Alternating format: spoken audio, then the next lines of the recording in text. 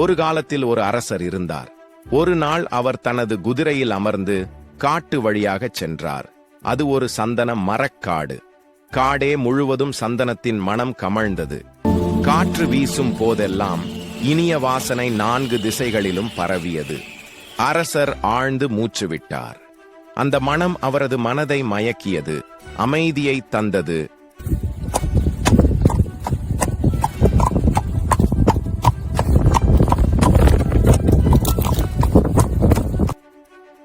அரசர், என்ன அந்த பகுதியில் இவ்வளவு புகை எழுகிறது?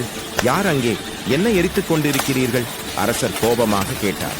அரசே, நான் ஒரு ஏழை தொழிலாளி.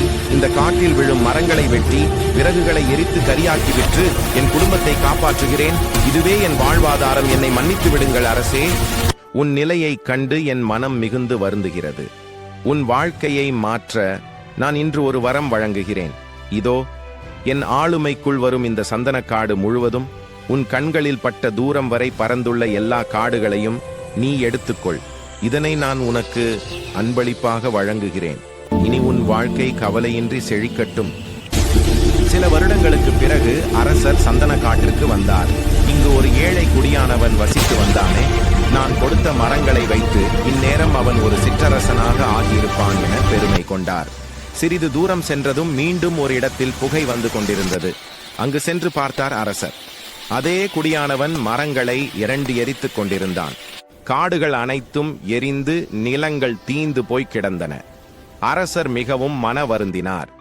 உன்னிடம் தந்த சந்தன காட்டை என்ன செய்தாய் என்று அந்த ஏழை குடியானவனிடம் அரசர் கேட்டார். அரசே, நீங்கள் தந்த சந்தன காடு எனக்கு போதவில்லை.